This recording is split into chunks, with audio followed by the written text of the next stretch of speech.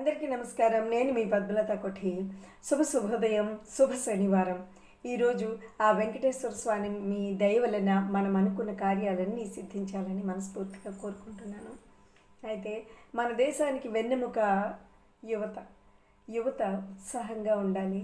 యువత ఎప్పుడూ కూడా అనవసరమైన డిస్ట్రాక్షన్స్లోకి వెళ్లకుండా ఉండాలి. ఎందుకంటే దేశంలో ఎక్కువ మంది యువతే ప్రస్తుతం ఉన్నారు కాబట్టి యువత యంగ్స్టర్స్ ఎంత శక్తివంతంగా ఉంటే అంటే వాళ్ళకున్న శక్తి, ప్రతి మనిషికి పొటెన్షియాలిటీ ఉంటుంది, శక్తి ఉంటుంది, కానీ తెలుసుకోరు, అనవసరంగా వేస్ట్ చేస్తూ ఉన్నారు. కాబట్టి మనకున్న శక్తిని యువత గ్రహించాలి.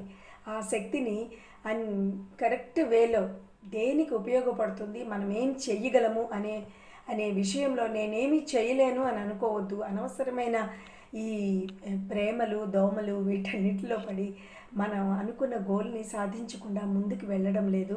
కాబట్టి యువత అంటే ఉత్సాహం, ఏదైనా చేయగలిగే శక్తి ఉన్నవాళ్ళు. అలాగే మన భవిష్యత్తు కూడా యువతే. అలాగే యువత వాళ్ళ భవిష్యత్తును నిర్మించుకునే సమయం కూడా ఇదే.